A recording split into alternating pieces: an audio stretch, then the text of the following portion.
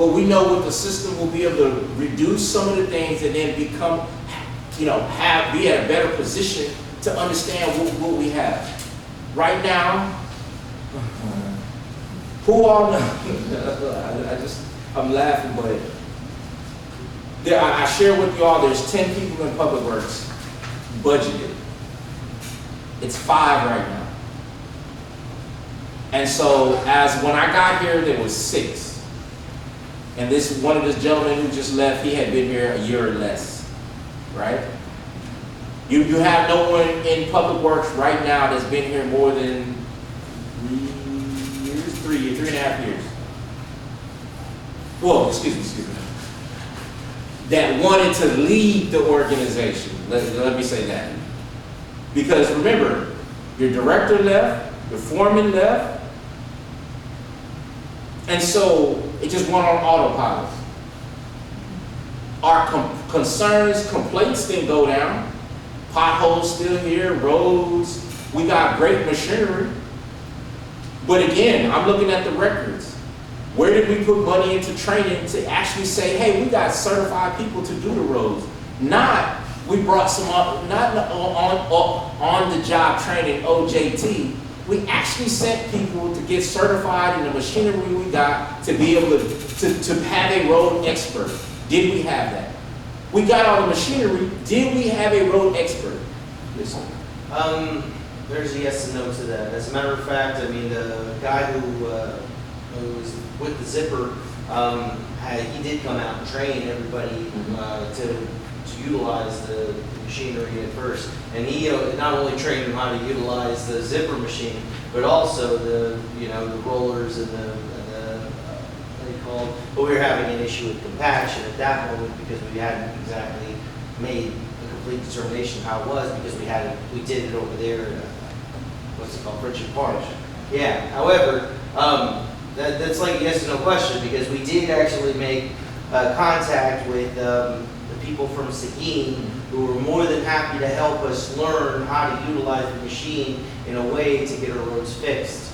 And he came and then actually discussed it with us. As a matter of fact, we were talking to him about doing the senior center parking lot, and he was going to come and help us. But the issue that came up with that was he had a road construction project booked for like a certain weekend, and he was going to push it out like 2 months out, and senior center couldn't wait that long.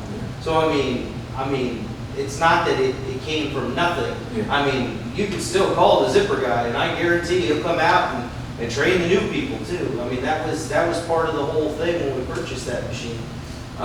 So I mean, that's why I say we do have the contacts to utilize, and I guarantee if we go talk to the foreman for Seguin, I mean the mayor, I'm sure that they would be more than happy to help us and teach us, or at least we could go over there for some training.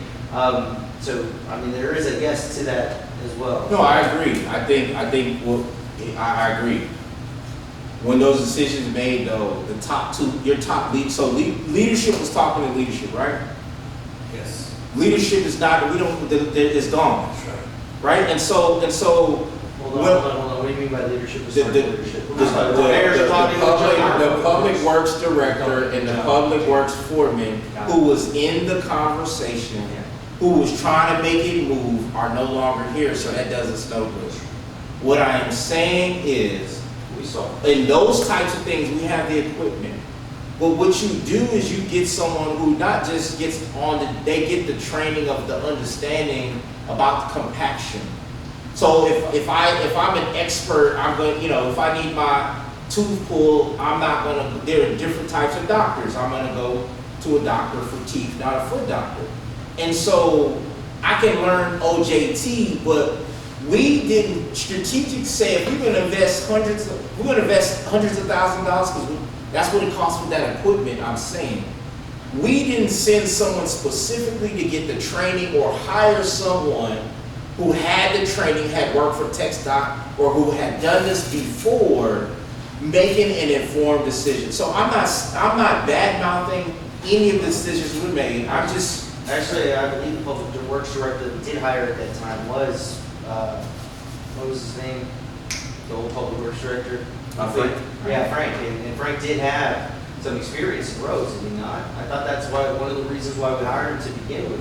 And so, I mean, everything you're saying is absolute. Like, understand that we were making those motions to do that type of stuff. A lot of the other issues that we were coming up with the water and all the other stuff that was coming in was preventing or slowing down the roads. But because we did have Frank and he did have good experience, we were maneuvering. We did Janky.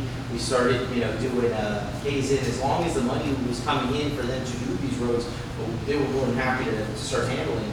But I mean, it wasn't just a matter of like, no, we didn't have anybody. As a matter of fact, everything you're stating is everything what we're trying to do. It's not our fault that Frank decided that he had to go. Because I mean, again, Frank's decision to do that, I think it was the council. Well, there was Councilmember Molina and then Mayor. Yeah, I think you're hitting the nail right on the head is that we need to get those people that are trained to do that actually have the experience. A day or two training is not going to do it. You need to have somebody that's done the actual work for a while, because it's not just running equipment, it's setting grades, it's knowing when you need a blade in there to get it correctly, when you need the roller in there to compact it and everything. But I think we'll get there once you get the staff that you need to. You're to have staff, and we have a water main break. What's going to go first? Where are you going to take them first? To that pothole or to the water main? We had two. We just had one 2 days ago. They had 20 homes, no water, even the process of notification, right? So going through tell me what you all did before. Let's add something to this process. Okay, we need to notify. So tomorrow we'll talk about that. You notify dispatch. Then you should notify the utility clerk.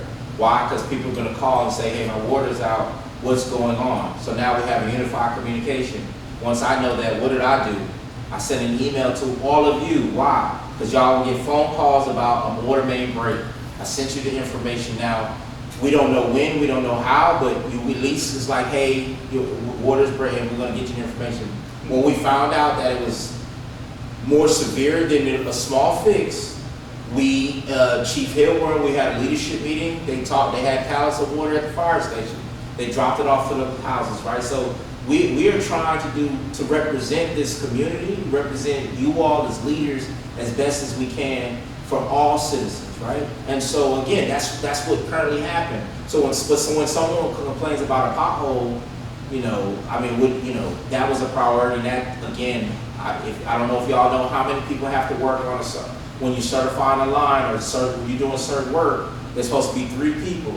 Remember, I told you that we have 5. Only 1 of them are certified. That means 50% of what he does daily is checking the wells to make sure we don't get fined by TCEQ, have a discharge or something of that nature.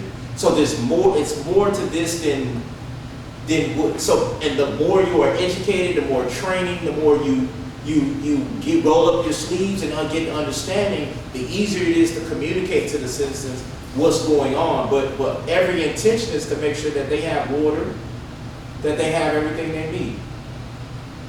Mayor, you had a question? I just had a comment that so I think the point that's being made is that we have on paper 10 people, but there's only actually 5 bodies. So that's so no matter what, it doesn't matter about the past. Right now we have 5 bodies. That's it. So, and we also have only 1 with the water license. That's important to know. We only have 1 with the water license. So when we would like to do additional streets and things of that nature, but if they don't have the skill set or the training to do that, and then if something else pops up, they just can't do it. And we don't want them to do something and they have to go back and correct it, right? So I think that's the main thing. You just have to realize. And also too, remember, when you say you have 5 in public works, it doesn't mean everybody, their scope is a certain, streets. We might have somebody who just really cuts grass. We have somebody who, streets, water, cut grass. That's not the same type of jobs, right? That's not the same duties. So we just have to keep in mind that public works is made up of so many different parts, not just one part. Yeah, parks, They're filling potholes, they're doing streets, they're doing roads, they're doing, you know, what we're trying to do, and this is what I also said, that's right, coming in, of like, how do we not reduce the level of service to the citizens of Kirby? Well, because we don't have that 5 people, we now have extra money.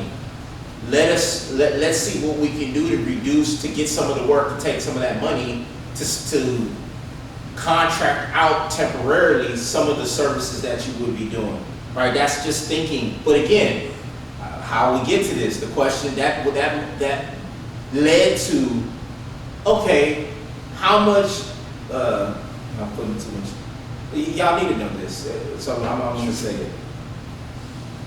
How much area in the city of Kirby is public area that Public Works cuts? So they need to know the area, not just in their mind, there needs to be a map. So if we were to say, hey, I need y'all to focus on doing roads this month. I'm gonna take all the responsibility of cutting grass for this month, and we're gonna pay a contractor $10,000 or whatever the amount, a dollar, to cut the roads. Who's gonna even tell them what roads, what bushes, and what to cut?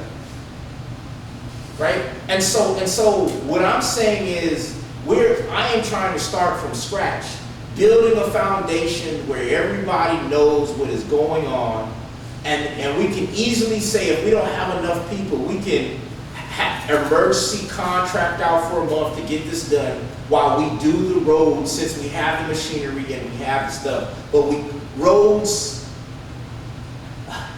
it's just pick, we just gotta pick a priority. I got one question. Yes, sir.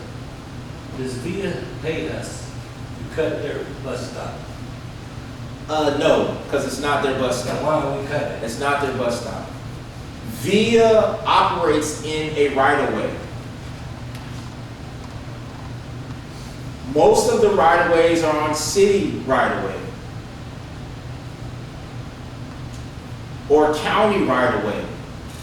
They're saying that, we'll talk about this tomorrow, but they're saying they're doing you a favor by putting that bus stop there for your citizens to have cover.